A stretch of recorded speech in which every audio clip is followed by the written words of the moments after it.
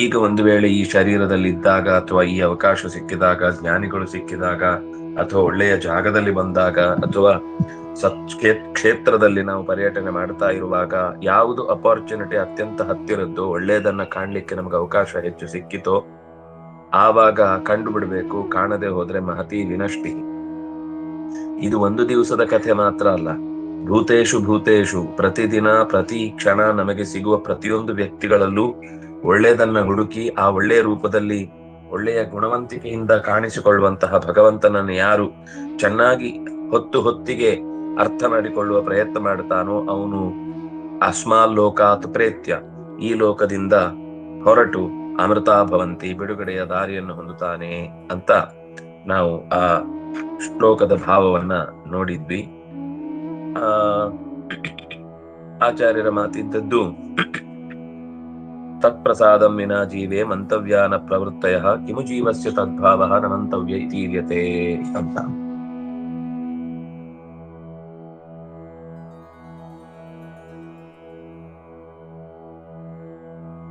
ಮಧ್ಯದಲ್ಲಿದೆ ತತ್ಪ್ರಸಾದಂ ವಿನಾ ಜೀವೇ, 1 2 3 4 5ನೇ ಲೈನ್ ಭಾಷ್ಯದಲ್ಲಿ.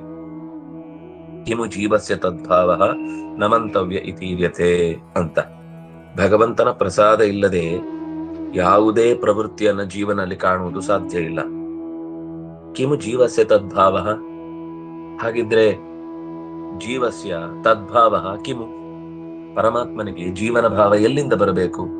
ನ ಮಂತವ್ಯ ಇತೀರ್ಯತೆ, ಎಂದೂ ಕೂಡ ಪರಮಾತ್ಮನಿಗೆ ಜೀವನ ಭಾವವನ್ನಾಗಲಿ ಜೀವನಿಗೆ ಪರಮಾತ್ಮನ ಭಾವವನ್ನಾಗಲಿ ಹೇಳುವುದು ಅತ್ಯಂತ ಅಸಂಗತ ಅನ್ನುವುದನ್ನ ನಿರೂಪಣೆ ಮಾಡಿದ್ರು. ಅಂದ್ರೆ ಪ್ರತಿಬೋಧ ಅಂತ ಒತ್ತು ಕೊಟ್ರಲ್ವಾ, ಆ ಮಾತಿನ ಹಿನ್ನೆಲೆಯಲ್ಲಿ ಇದೆಲ್ಲ ಸಂಗತಿಗಳು ಹೊರಟು. ಪ್ರತಿಬೋಧ ವಿದಿತಂ ಮತಂ ಅಮೃತತ್ವಂ ನಿಂದತೆ. ನಾವು ಪಡೆಯುವುದು ಅಂತಂದ್ರೆ ಈಗ ಇಲ್ಲ ಅಂತ ಅರ್ಥ. ಹಾಗಾದ್ರೆ ಕೊಡುವವನು ಒಬ್ಬ ಇದ್ದಾನೆ ಅಂತ ಅರ್ಥ. ಪಡೆಯುವವನು ಕೊಡುವವನು ಒಬ್ಬನೇ ಆದ್ರೆ ಪಡೆಯುವುದು ಅನ್ನುವ ಪ್ರವೃತ್ತಿಗೆ ಏನರ್ಥ? ಜೀವನ ಎಲ್ಲ ಪ್ರವೃತ್ತಿಗಳೇ ಅವನಿಂದ ಅಂತ ಆದ್ಮೇಲೆ ಅವನು ಯಾರೋ ಕೊಡುವವನು ನಮ್ಮ ಜೊತೆಗೆ ನಮ್ಮೊಂದಿಗೆ ಇದ್ದು ನಮಗೆ ಅನುಕೂಲ ಮಾಡಿಕೊಡ್ತಾ ಇದ್ದಾನೆ ಅಂತ ತಾನೇ ಅರ್ಥ ಅನ್ನುವ ಹಿನ್ನೆಲೆಯಲ್ಲಿ ಅನೇಕ ಅಂಶಗಳನ್ನ ಗಮನಿಸಬೇಕು ಅನ್ನೋದನ್ನ ಆ ಮಾತು ನಿರೂಪಣೆ ಮಾಡ್ತಾ ಹೋಯಿತು. ಮುಂದಿನ ಮತ್ತೊಂದು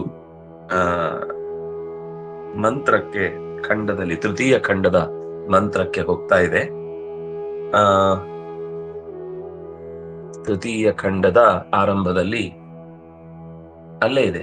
ತೃತೀಯ ಖಂಡದ ಆರಂಭ, ಬ್ರಹ್ಮ ದೇವೇಭ್ಯೋ ವಿಜಿಜ್ಞೆ ತಸ್ಯ ಬ್ರಹ್ಮಣೋ ವಿಜಯೇ ದೇವ ಅಮಹೀಯಂತ ತೈಕ್ಷಂತ ಅಸ್ಮಾಕಮೇವಾಯಂ ವಿಜಯೋ ಅಸ್ಮಾಕಮೇವಾಯಂ ಮಹಿಮೇತಿ. ಅಲ್ಲೇ ಇತ್ತಲ್ಲ ಮೇಲೆ ಮಂತ್ರ, ಅದೇ ಅಲ್ಲಿ ಕಾಣಿಸ್ತಾ ಇದೆ ತೃತೀಯ ಖಂಡ.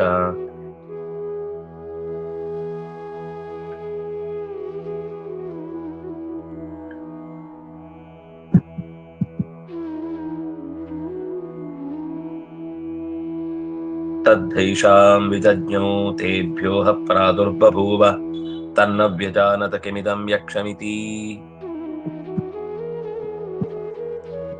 ಬ್ರಹ್ಮ ದೇವೇಭ್ಯೋ ವಿಜಿಜ್ಞೆ, ದೇವೇಭ್ಯ ಬ್ರಹ್ಮ ಅ ವಿಜಿಜ್ಞೆ,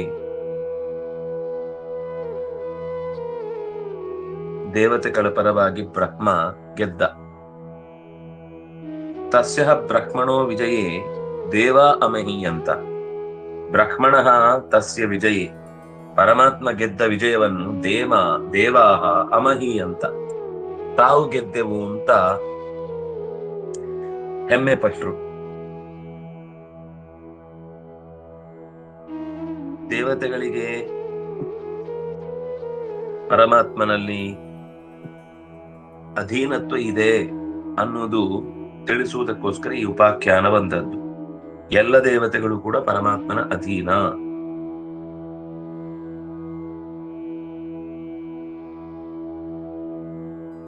ಏನು ಅಂತ ಅಮಹಿ ಅಂತ?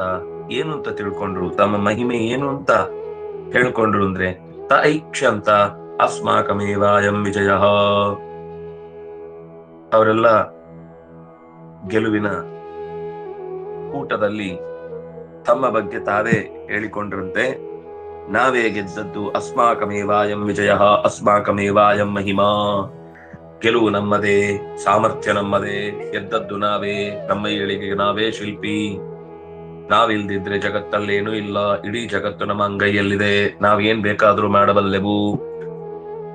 ಮುಂದೆ ನಾವೀಗ ಚಿಂತಿಸುವಂತಹ ಈ ಬೆಳವಣಿಗೆಯಿಂದ ಈ ಹಳೆಯ ನೀರೆಲ್ಲ ಕೊಚ್ಚಿ ಹೋಗಿ ನಾವು ಹೊಸ ಜಗತ್ತನ್ನ, ದೇವರನ್ನ, ನಮ್ಮ ಬದುಕಿನ ಸೃಷ್ಟಿಯನ್ನ ಮಾಡುತ್ತೇವೆ ಅಂತ ಎಲ್ಲರೂ ಕೂಡ ದೇವತೆಗಳಿಗೆ ನಮ್ಮ ಜಯದಿಂದ ಮುಂದಿನ ಹೊಸ ಲೋಕವನ್ನ ನಾವು ಸೃಷ್ಟಿ ಮಾಡ್ತೇವೆ, ಇಂದಿನದ್ದೆಲ್ಲ ಕೊಚ್ಚಿ ಹೋಗುತ್ತೆ ಅಂತ, ನಮ್ಮ ಮಹಿಮೆಯಿಂದ ಹಳೆಯದ್ದೆಲ್ಲ ನಾಶ ಆಗುತ್ತೆ ಅಂತ ಖುಷಿಪಟ್ರಂತೆ.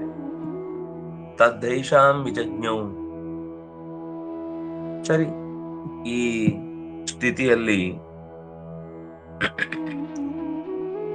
ಯಾವಾಗ್ಲೂ ಹೀಗೆ ಇರ್ತಾರ ಅಂದ್ರೆ, ಈ ಪರಿಸ್ಥಿತಿಯಲ್ಲಂತೂ ಅವರಿಗೆ ದೇವತೆಗಳಿಗೆ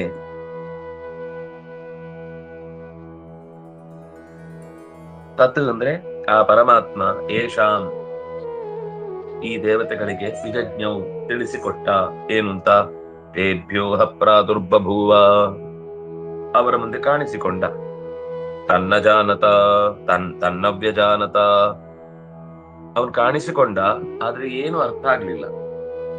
ಕಿಮಿದಂ ಯಕ್ಷಮಿತಿ ಅವರಿಗೆ ತಿಳಿಸ್ಬೇಕು ಅಂತ ಕಾಣಿಸಿಕೊಂಡ, ಆದ್ರೆ ಏನು ಅಂತ ಅರ್ಥ ಆಗ್ಲಿಲ್ಲ. ಆಚಾರ್ಯರ ಭಾಷ್ಯವನ್ನು ನೋಡೋಣ. ಇತ್ಯತ್ರ ಆಖ್ಯಾಯಿಕಾಂ ವಚ್ಮಿ ಶೃಣುತಾಂ ತ್ವಂ ಮಹೇಶ್ವರ ಸ್ಥಿತ್ವಾ ದೇವೇಶು ತದ್ಬ್ರಹ್ಮ ವ್ಯಜಯತ್ ದೈತ್ಯದಾನವಾನ್. ಇತ್ಯತ್ರ ಅಂದ್ರೆ ಈ ದೇವತೆಗಳನ್ನ ಪರಮಾತ್ಮ ಮೀರಿದ್ದಾನೆ ಅನ್ನುವ ವಿಷಯದಲ್ಲಿ ಎಲ್ಲ ದೇವತೆಗಳು ಕೂಡ ಅವನ ವಶದಲ್ಲಿದ್ದಾರೆ, ಎಲ್ಲವನ್ನು ಮೀರಿ ಭಗವಂತ ನೆಲೆಸಿದ್ದಾನೆ ಅನ್ನುವುದನ್ನ ತಿಳಿಸುವುದಕ್ಕೋಸ್ಕರ, ಓ ಮಹೇಶ್ವರನೇ, ನಿನಗೊಂದು ಆಖ್ಯಾಯಿಕೆಯನ್ನು ಹೇಳ್ತೇನೆ, ನಿಂಗೊಂದು ಕಥೆಯನ್ನು ಹೇಳ್ತೇನೆ, ಶೃಣು. ಸ್ಥಿತ್ವಾ ದೇವೇಶು ತದ್ಬ್ರಹ್ಮ ವಿಜಯತ್ ದೈತ್ಯದಾನವಾನ್. ದೇವೇಶು ಬ್ರಹ್ಮ ಸ್ಥಿತ್ವ, ದೇವತೆಗಳಲ್ಲಿ ಪರಮಾತ್ಮ ನಿಂತು ದೈತ್ಯರನ್ನು, ದಾನವರನ್ನು, ವಿಜಯತ್ ಗೆದ್ದನು. ದೇವತೆಗಳಲ್ಲಿ ನಿಂತು ಗೆದ್ದವ ಅವನೇ. ದೇವೇಭ್ಯೋರ್ಥಾಯ ವಿಜಯಂ ತಂ ದೇವಾ ಮೇನಿರೇ ಸ್ವಕಂ. ದೇವತೆಗಳಿಗೆ ಸಂಪತ್ತು ಸಿಗಲಿ ಅಂತ ಗೆಲ್ಲಿಸಿದ್ದನ್ನ ನಮ್ಮ ಗೆಲುವು ಅಂತ ದೇವಾಹ ಸ್ವಕಂ ವಿಜಯಂ ಮೇನಿರೆ ತಂ ವಿಜಯಂ ದೇವಾಹ ಸ್ವಕಂ ಮೇನಿರೆ. ದೇವತೆಗಳಿಗೆ ಪ್ರಯೋಜನವಾಗಲಿ ಅಂತ ಭಗವಂತ ಗೆಲ್ಲಿಸಿದಂತಹ ಕಾರ್ಯವನ್ನು ದೇವತೆಗಳು ತಮ್ಮದು ಎಂದು ಭಾವಿಸಿದರು. ಬ್ರಹ್ಮಣ ಆವಿಷ್ಟ ಅಸುರೈಸ್ತೇಷಾಂ ಅಸುರೈಹಿ ತೇಷಾಂ ಅಂದ್ರೆ ಇಷ್ಟಾಗಿ ದೇವತೆಗಳನ್ನ ಗೆದ್ರು ಅಂತ, ದೈತ್ಯರನ್ನ ಅವ್ರು ಗೆದ್ರು ಅಂತ ಭಾವಿಸಿದ್ರಲ್ವಾ, ವಸ್ತುತಃ ದೈತ್ಯರನ್ನ ಗೆದ್ದಿರ್ಲಿಲ್ಲ ಅಂತ ಅನ್ಸತ್ತೆ. ಯಾಕೆಂದ್ರೆ ಅವರು ಹೊರಗಡೆಯಿಂದ ಸೋತರು ಕೂಡ ಅವರು ಒಳಗಡೆ ಹೋಗಿ ಕೂತು ಬಿಟ್ಟಿದ್ರು. ಹಾಗಾಗಿ ನಿಜವಾದ ಸತ್ಯ ಏನು ಅಂತ ಅನ್ನೋದು ಮರ್ತೋಯ್ತು. ದೈತ್ಯರ ಗೆಲುವು ಎಲ್ಲಿ ಅಂದ್ರೆ ಸಂಪತ್ತನ್ನ ಪಡೆಯುವಲ್ಲಿ ಅಲ್ಲ. ದೈತ್ಯರ ಗೆಲುವು ಎಲ್ಲಿ ಅಂದ್ರೆ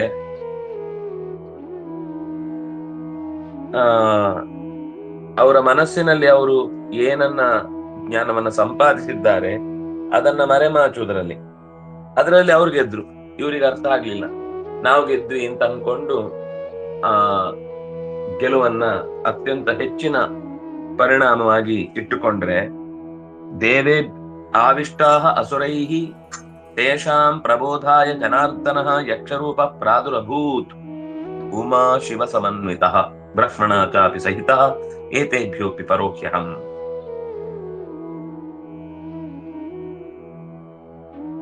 ದೇವೇಭ್ಯ ಅರ್ಥಾಯ ಅದು ಸರಿ. ಅಸುರೈಹಿ ಆವಿಷ್ಟಾಹ ದೇವಾಹ, ದೇವತೆಗಳು ಅಸುರನಿಂದ ಆವಿಷ್ಟರಾಗಿ ಬಿಟ್ರು. ಗೆದ್ದೆ ಅಂತ ಬೀಗಿದ್ರ ಅಲ್ಲಿಗೆ ದೈತ್ಯರು ಗೆದ್ರು. ಬೀಗಿದ ತಕ್ಷಣ ಅವ್ರಿಗೆ ಸಂತೋಷ ಆಗ್ಬಿಡುತ್ತೆ, ಇನ್ನು ವಾಪಸ್ ಮತ್ತೆ ನಮ್ಮ ಬುಡಕ್ಕೆ ಬರುತ್ತೆ ಅಂತ. ಇದು ಕೊಳೆ ತೊಳ್ಕೊಳ್ಳಿಕ್ ಹೋಗಿ ಕೆಸರಲ್ಲಿ ಕೈ ಇಟ್ಟ ಹಾಗೆ.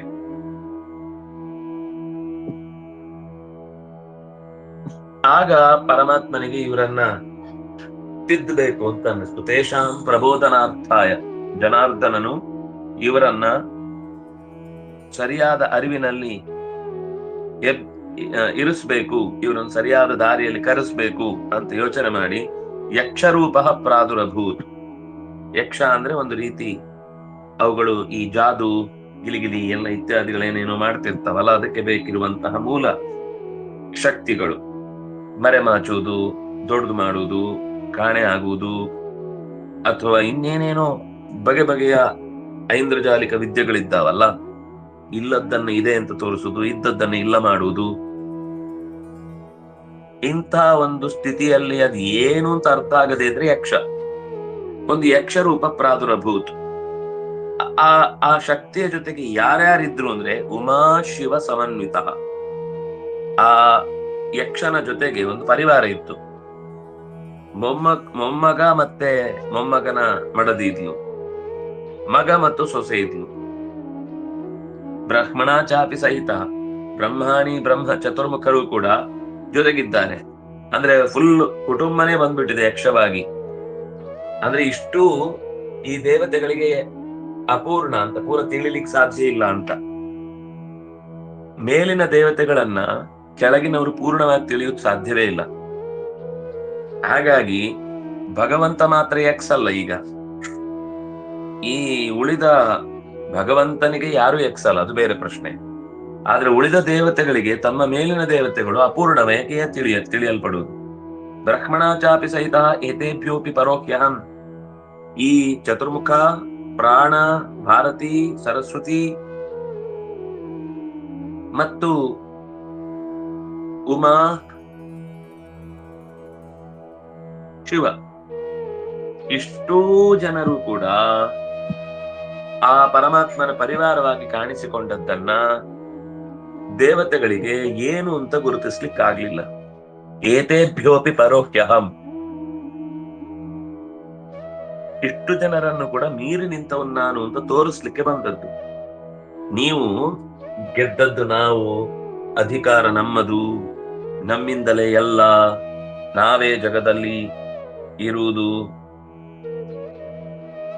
ಅಂತ ಜಗತ್ತಿನ ನಾಶಕ್ಕೆ ಕಾರಣವಾಗುವ ರೀತಿಯಲ್ಲಿ ಬೀಗುತ್ತಾವಲ್ಲ, ಅಂತ ಬೀಗುವಂತ ಸ್ಥಿತಿಯಲ್ಲಿ ಇದಕ್ಕಿಂತ ಮೇಲೆ ಎಷ್ಟೋ ಇದೆ, ಅದನ್ನ ಮೀರಿದವನು ನಾನು ಅಂತ ತೋರಿಸುವ ನೆಪದಲ್ಲಿ ಜನಾರ್ದನ ಕಾಣಿಸಿಕೊಂಡ. ಅಹಂ ಪರಹ, ನಾನು ಇವರೆಲ್ಲರಿಗಿಂತಲೂ ಕೂಡ ಮೀರಿ ನಿಂತವ. ಏತೇಪಿ ಮೇ ಭೃತ್ಯಭೂತಾಹ ಪರಿವಾರ್ಯ ವ್ಯವಸ್ಥಿತಾಹ. ಈಗ ಒಬ್ಬನೇ ಬಂದಿದ್ರೆ ನೀನೇನೋ ದೊಡ್ಡವನಿರ್ಬೋದು, ಇನ್ನು ಅನೇಕ ಜನ ಎಲ್ಲೆಲ್ಲೋ ಇದ್ದಾರಲ್ಲ, ಅವರೆಲ್ಲ ನಿನಗಿಂತ ದೊಡ್ಡವರಲ್ಲ ಅಂತ ಹೇಗೆ ಹೇಳುದು? ಅದಕ್ಕೆ ಎಲ್ಲರನ್ನು ಒಟ್ಟಿಗೆ ಕರ್ಕೊಂಡ್ ಬಂದಿದ್ದು. ನಿಮ್ಗೆ ಯಾರ್ಯಾರು ದೊಡ್ಡವರು ಅಂತ ಲಿಸ್ಟ್ ಅಲ್ಲಿ ಇದೆಯೋ ಅವರೆಲ್ಲ ನನ್ನ ಒಟ್ಟಿಗೆ ಇದ್ದಾರಪ್ಪ, ಅವರೆಲ್ಲರನ್ನೂ ನೀನು ಮುಂದೆ ಪ್ರಕಟಪಡಿಸ್ತಾ ಇದ್ದೇನೆ. ನಿಮ್ಗೆ ಏನು ಆಗುತ್ತೆ, ಏನು ಯೋಚನೆ ಬರುತ್ತೆ, ಅದು ಎಲ್ಲವನ್ನು ಜಿಜ್ಞಾಸೆ ವ್ಯಕ್ತಪಡಿಸಿ ಉತ್ತರವನ್ನು ತಿಳ್ಕೊಳ್ಬಹುದು.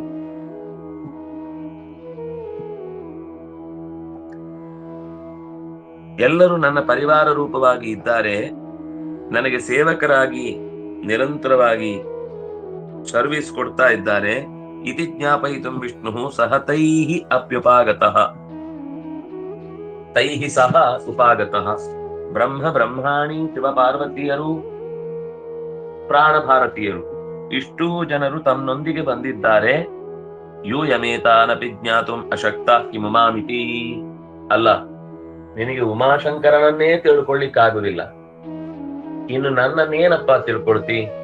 ಮೊದಲು ಇವರನ್ನೆಲ್ಲ ತಿಳ್ಕೊ, ಆಮೇಲೆ ಅಂದ್ರೆ ನಮ್ಗೆ ಅರ್ಥ ಆಗ್ಬೇಕಾದ್ದೇನು ಅಂದ್ರೆ, ನಮಕ್ಕಿಂತ ಮೇಲಿನ ದೇವತೆಗಳ ಬಗ್ಗೆಯೂ ನಮಗೆ ಏನು ಗೊತ್ತಿಲ್ಲ. ದೇವರ ಬಗ್ಗೆ ಬಿಡಿ, ನಮ್ಗೆ ದೇವರ ಬಗ್ಗೆ ಗೊತ್ತಾಗುದಿಲ್ಲ ಅನ್ನೋದು ಕೆಲವೊಂದ್ಸರ್ತಿ ಅನ್ಸುತ್ತೋ ಏನು.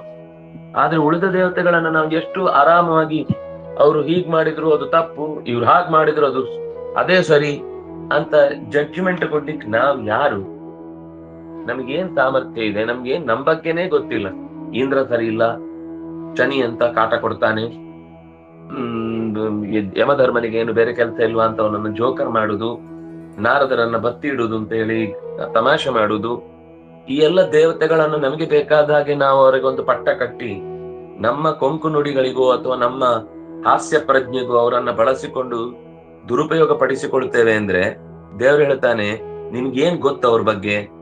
ಯೂಯಮೇತಾನಪಿ ಜ್ಞಾತುಂ ಅಶಕ್ತಾಃ ಕಿಮು ಮಾಮಿತಿ. ಇದು ನಮ್ಗೆ ಹೇಳಿದ ಮಾತು. ದೇವತೆಗಳಿಗೆ, ಇಂದ್ರನಿಗೋ ಪ್ರವಾಹವಾಯಿಗೋ ಜಾತವೇದನಿಗೋ ಹೇಳಿದ ಮಾತಲ್ಲ. ನೀವು ಇವರನ್ನೇ ತಿಳ್ಕೊಳ್ಲಿಕ್ಕಾಗಿಲ್ಲ, ನನ್ನನ್ನೇನ್ ತಿಳ್ಕೊಳ್ತೀರಿ? ಮೊದಲು ನೀವು ಈ ಎಲ್ಲ ದೇವತೆಗಳನ್ನ ಸರಿಯಾಗಿ ತಿಳ್ಕೊಂಡು ಅವ್ರನ್ನ ತಿಳಿಲಿಕ್ಕೆ ಆಗುದಿಲ್ಲ ಅಂತ ತಿಳಿದು ಅವರಿಗಿಂತ ಮಿಗಿಲಾದವನು ಪರಮಾತ್ಮ ಅಂತ ಎಚ್ಚರ ಪಟ್ಟು ಅವರನ್ನೆಲ್ಲ ಗೌರವಿಸಿದ್ರೆ ನೀವು ನನ್ನನ್ನು ಗೌರವಿಸಿದ ಹಾಗೆ. ಅವರನ್ನೆಲ್ಲ ತಿರಸ್ಕರಿಸಿ ದೇವರು ಮಾತ್ರ ನನಗೆ ಬೇಕು ಅಂತ ನೀವು ಬಂದ್ರೆ ನಾನು ಕೂಡ ನಿಮ್ಗೆ ಸಿಗಲ್ಲ. ಲೋಕದಲ್ಲಿ ನಮಕ್ಕಿಂತ ಮಿಗಿಲಾದ ಪ್ರತಿಯೊಂದು ತತ್ವವನ್ನ ಗೌರವಿಸುವಷ್ಟು ಎತ್ತರದ ವ್ಯಕ್ತಿತ್ವ ನಮ್ಮಲ್ಲಿ ಆಗುವ ತನಕವೂ ಭಗವಂತ ನಮ್ಮ ಹತ್ತಿರ ಸುಳಿಯಲ್ಲ. ಯಾಕೆಂದ್ರೆ ಲೋಕದಲ್ಲಿರುವ ಪ್ರತಿಯೊಂದು ಕೆಲಸದಲ್ಲೂ ಕೂಡ ಒಂದಿಷ್ಟು ಒಳಿತು ಇದ್ದೇ ಇದೆ, ಅದರ ಜೊತೆಗೆ ಬೇಡವಾದ್ದು ಇದೆ. ನಮಗೆ ಅದೆಲ್ಲವನ್ನು ಮೀರಿ ದೇವತೆಗಳು ಅಸುರಾವೇಶದಿಂದ ನನ್ನ ಗೆಲುವು ಅಂತ ದೇವತೆಗಳು ಭಾವಿಸಿದ್ರು. ಆದ್ರೆ ದೇವರು ಅದನ್ನ ತಿದ್ದಿ ಅವರನ್ನ ಸರಿ ಮಾಡ್ತಾನೆ. ಅವರಿಗೆ ಅದು ಕ್ಷಣ ಚಿತ್ತ, ಕ್ಷಣ ಪಿತ್ತ. ಅದು ನಮ್ಮ ಹಾಗಲ್ಲ. ಒಂದು ಸರ್ತಿ ಹಾಗಾಗಿ ಅದು ಮರೆ ಆಗ್ಬಿಡುತ್ತೆ. ನಮ್ದು ಕ್ಷಣನೇ ಇರುವುದು, ಮತ್ತೆ ಯಾವತ್ತೂ ಇಲ್ವೇ ಇಲ್ಲ. ಉಳಿದದ್ದೆಲ್ಲ ಪಿತ್ತನೇ ಇರುವುದು. ಆದ್ರೆ ದೇವತೆಗಳನ್ನ ಭಗವಂತ ಯಾಕೆ ಪ್ರೀತಿಸ್ತಾನೆ ಅಂದ್ರೆ ಅವ್ರು ಯಾವತ್ತೂ ತಮ್ಮ ಸ್ವಾರ್ಥಕ್ಕಾಗಿ ಜಗತ್ತಿನ ಭೋಗಗಳನ್ನಾಗಲಿ ಅಧಿಕಾರದ ವ್ಯವಸ್ಥೆಯನ್ನಾಗಲಿ ಬಳಸಿಕೊಳ್ಳುವವರಲ್ಲ. ನಮ್ಗೆ ಹಾಗಲ್ಲ. ಒಂದ್ 4 ದಿವಸ ಭಾರಿ ಪ್ರಾಮಾಣಿಕರಂತೆ ನಡ್ಕೊಳ್ತೀವಿ, ಆಮೇಲೆ ನಮ್ಮ ಹತ್ರ ಕಾರಣಗಳು ಸಿಗ್ತವೆ. ನೋಡಿ, ಮೇಲೆ ಅವರಿಗೆ ವ್ಯವಸ್ಥೆ ಮಾಡ್ಬೇಕು, ಸುತ್ತಲಿನವರಿಗೆ ವ್ಯವಸ್ಥೆ ಮಾಡ್ಬೇಕು, ನನ್ನ ನಂಬಿಕೊಂಡು ಬಂದವರಿಗೆ ನಾನು ಹೊಟ್ಟೆಗೆ ಹಾಕ್ಬೇಕು, ಇಷ್ಟೆಲ್ಲ ಆಗ್ಬೇಕು ಅಂದ್ರೆ ನೀವು ನನಗೆ ಕೊಡ್ಬೇಕು ಕಪ್ಪ. ಹೆಸರಿಗಿಲ್ಲ ಅಷ್ಟೇ ರಾಜ ವ್ಯವಸ್ಥೆ ಅಂತ. ಕಪ್ಪ ಎಲ್ರಿಗೂ ಕೊಡ್ತಾನೆ ಇರ್ಬೇಕು. ಆಗ ಒಬ್ಬ ರಾಜನಿಗೆ ಕಪ್ಪ ಕೊಟ್ರೆ ಸಾಕಿತ್ತು. ಈಗ ಬೆಪ್ಪರಿಗೆಲ್ಲ ಕಪ್ಪ ಕೊಡ್ತಾನೆ ಇರ್ಬೇಕು. ಇದು ದಪ್ಪ ತಲೆ ಆದ್ರೂ ಕೂಡ ಅರ್ಥ ಆಗದೆ ಇರುವಂತಹ ಸ್ಥಿತಿ ಶಾಸ್ತ್ರದ ವಿಷಯದಲ್ಲಿ. ಆದ್ರೆ ದೇವತೆಗಳು ಹೀಗೆ ಯಾವತ್ತೂ ಕೂಡ ಭಗವಂತನಿಗೆ ಕೊಡ್ಬೇಕಾದ್ರೆ ನನಗೆ ಕೊಡ್ಬೇಕು ಅಂತ ಕೇಳಲ್ಲ ಅವರು. ಭಗವಂತನಿಗೆ ಕೊಡುವ ನೀವ್ ಏನ್ ಕೊಟ್ಟರು ಅದು ಭಗವಂತನಿಗೆ ಕೊಡಿ. ಅರ್ಚಿತಾ ಸರ್ವದೇವಾಸ್ಯು ಯತಃ ಸರ್ವಗತೋ ಹರಿ. ಉಳಿದ ದೇವತೆಗಳನ್ನ ಪರಮಾತ್ಮನ ಪರಿವಾರವಾಗಿ ಪೂಜಿಸಿ ಅವನನ್ನ ನಾವು ಗೌರವಿಸಿದ್ರೆ ಎಲ್ಲ ದೇವತೆಗಳು ಮೆಚ್ಚುತ್ತಾರೆ. ಯಾರು ಕೂಡ ಇವ್ ನನ್ನನ್ನು ಪೂಜಿಸಿದೆ, ದೇವರ ಹತ್ರ ಹೋದ ಅಂತ ಏನು ಅನ್ಕೊಳ್ಳಲ್ಲ. ಅಂದ್ರೆ ದೇವರ ಪರಿವಾರವಾಗಿ ಅವರನ್ನು ಗೌರವಿಸಿ ಹೋಗ್ಬೇಕು. ಧಿಕ್ಕರಿಸಿ ಹೋದ್ರೆ ಅವರು ಜಯ ವಿಜಯರೇ ಬಿಡಲ್ಲ, ಇನ್ನು ಉಳಿದ ಕಡೆಗೆಲ್ಲ ಹೋಗುದು. ಅವ್ರು ಒಳಗೋಗ್ಲಿಕ್ಕೆ ಬಿಟ್ರೆ ತಾನೆ ಉಳಿದದ್ದೆಲ್ಲ ಸಿಗುದು. ಹಾಗಾಗಿ ಮೊದಲು ಅಂತರಂಗದ ಪ್ರಪಂಚದಲ್ಲಿ ಎಲ್ಲ ದೇವತೆಗಳಿಗೂ ಕೂಡ ಒಂದು ವಿಶಿಷ್ಟವಾದ ಸ್ಥಾನ ಇದೆ ಅನ್ನೋದನ್ನ ಭಗವಂತ ಸ್ವತಃ ಆ ದೇವತೆಗಳ ಮುಂದೆ ಹೇಳ್ತಾನೆ. ನೀವು ಈ ಉಮೆಯನ್ನು, ಶಂಕರನನ್ನು, ಭಾರತಿಯನ್ನು, ಪ್ರಾಣನನ್ನು, ಚತುರ್ಮುಖನನ್ನು, ಬ್ರಹ್ಮಾಣಿಯನ್ನು, ಲಕ್ಷ್ಮಿಯನ್ನು, ಇವ್ರು ಯಾರನ್ನೂ ತಿಳಿಲಿಕ್ಕೆ ಅಸಮರ್ಥರು, ಇನ್ನು ನನ್ನನ್ನೇನು ತಿಳಿದು ಗುಡ್ಡೆ ಹಾಕ್ತೀರಿ ನೀವು ಅಂತ ಕಾಣಿಸಿಕೊಂಡು ಕಾಣಿಸಿಕೊಳ್ಳದಂತೆ ಮರೆಯಾದ. ನೀವು ತಪ್ಪಾಗಿ ತಿಳಿದಿದ್ದೀರಿ, ಮೊದಲು ಇದನ್ನ ತಿಳಿಯಿರಿ, ಮೊದಲು ಇದನ್ನ ಸರಿಯಾಗಿ ಅಭ್ಯಾಸ ಮಾಡಿ ಅಂತ ಹೇಳಿದ. ಆಗ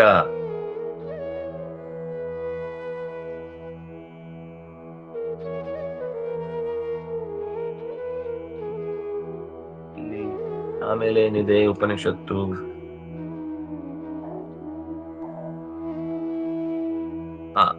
ತೇ ಅಗ್ನಿಮಬ್ರುವನ್ ನೆಕ್ಸ್ಟ್ ಪೇಜ್ ಅಲ್ಲಿದೆ. ಯಕ್ಷಮಿತಿ ಆದ್ಮೇಲೆ ಏತದ್ವಿಜಾನೀಹಿ ಕಿಮೇತದ್ಯಕ್ಷಮಿತಿ.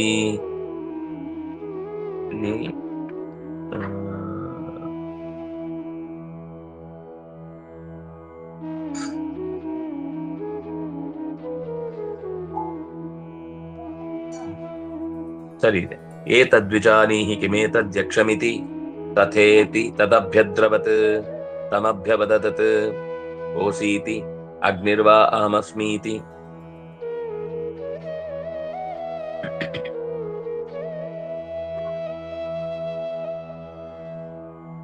ಇಲ್ಲಿ ಒಂಚೂರು ಹಿಂದೋಗಿ ಒಂದು ಲೈನ್ ಎಲ್ಲಾದ್ರೂ ಬಿಟ್ಟು ಹೋಗಿದ್ಯಾ?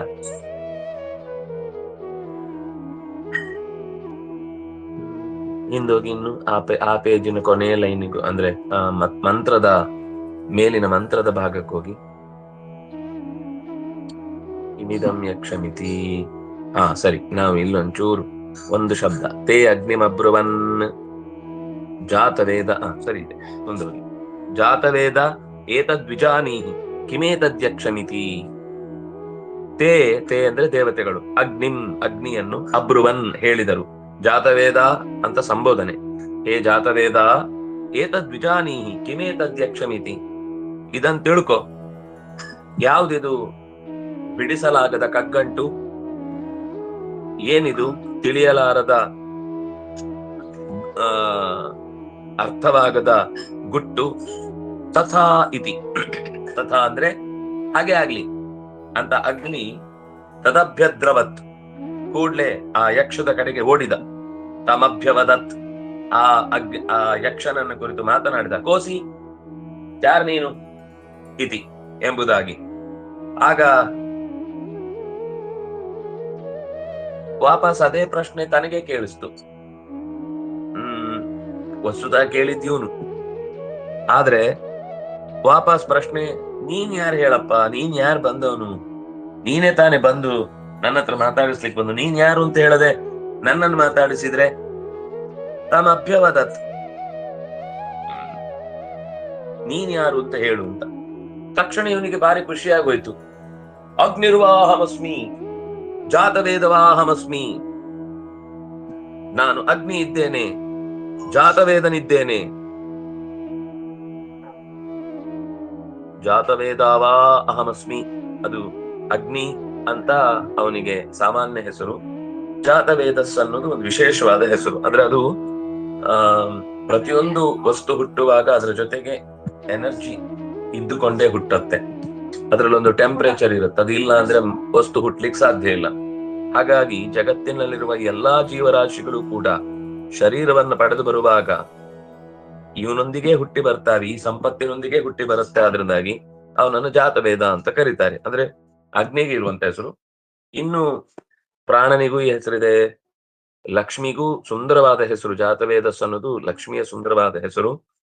ಜೊತೆಗೆ ಪರಮಾತ್ಮನಿಗೂ ಈ ಹೆಸರು ಬಹಳ ವಿಶೇಷವಾಗಿ ಉಪಯೋಗಕ್ಕೆ ಬರುವಂತದ್ದು. ಜಾತವೇದಸೆ ಸುನಭಾವ ಸೋಮರಾತೀಯತೋ ಅನ್ನುವ ಮಂತ್ರದಲ್ಲಿ ಈ ಮಂತ್ರದ ಭಾವವನ್ನು ನಾವು ಜಾತವೇದ ಶಬ್ದದ್ದು ನೋಡುತ್ತೇವೆ. ಅವನು ಹೇಳಿದ.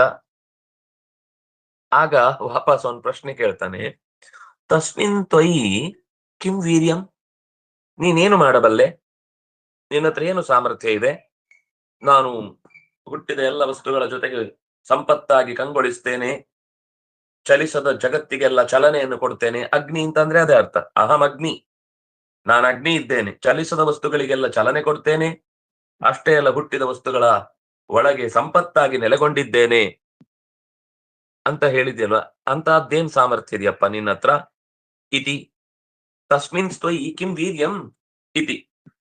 ಆಗ ತಕ್ಷಣವೇ ಆ ಅಗ್ನಿ ಹೇಳ್ತಾನೆ, ಅಪೀದಂ ಸರ್ವಂ ದಹೇಯಂ ಯದಿದಂ ಪೃಥಿವ್ಯಾಮಿತಿ.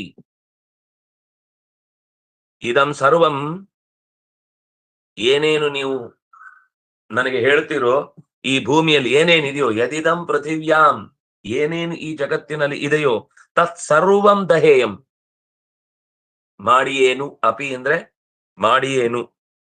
ಇದಂ ಸರ್ವಂ ದಹೇಯಂ, ಇದಂ ಸರ್ವಂ ಅಂದ್ರೆ ಯದಿದಂ ತದಿದಂ, ಏನೇನಿದೆಯೋ ಅದೆಲ್ಲವನ್ನು ಕೂಡ. ಓ ಹೌದಾ, ತಸ್ಮೈ ತೃಣ ನಿಧದವು ಏತದ್ದಹ. ಕೂಡ್ಲೆ ಆ ಯಕ್ಷ ತಸ್ಮೈ, ಅವನ ಮುಂದೆ ತೃಣಂ ನಿಧದವು, ಒಂದು ಹುಲ್ಲು ಕಡ್ಡಿಯನ್ನಿಟ್ಟ. ಏತದ್ದಹ, ಇದನ್ ಸುಡು. ಇತಿ ತದುಪಪ್ರೇಯಾಯ ಸರ್ವಜವೇನ, ಅಂದ್ರೆ ಅದು ಹಿಂದಿನದ್ದೆಲ್ಲ ಕಥೆಯನ್ನ ಪೂರ್ತಿ ಹೇಳಿಲ್ಲ. ಅದು ಮೊದಲು ಸುಮ್ನೆ ತನ್ನ ಕೆನ್ನಾಲಿಗೆಯಿಂದ ಒಂದ್ ಸರ್ತಿ ಅದರ ಮೇಲೆ ನೆಕ್ಕಿತು, ಅದರ ನಾಲಿಗೆ ಸುಟ್ಟೋಯ್ತು, ಬೆಂಕಿಯ ನಾಲಿಗೆ ಸುಟ್ಟೋಯ್ತು.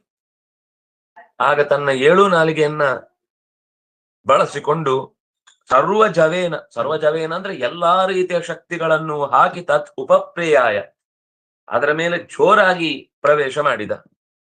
ತನ್ನ ಶಶಾಕ ದಗ್ಧುಂ ತತ್ ನ ಶಶಾಕ ಅಗ್ನಿಗೆ ಸುಡಲಾಗಲಿಲ್ಲ. ಸ ತತ ಏವ ನಿವವೃತೆ ಅವನು ಅಲ್ಲಿಂದಲೇ ಹಾಗೆ ಹೊರಟು ಹೋದ. ನೈತ ದಶಕಂ ವಿಜ್ಞಾತುಂ ಯದೇ ತಂದ್ಯಕ್ಷಮಿತಿ.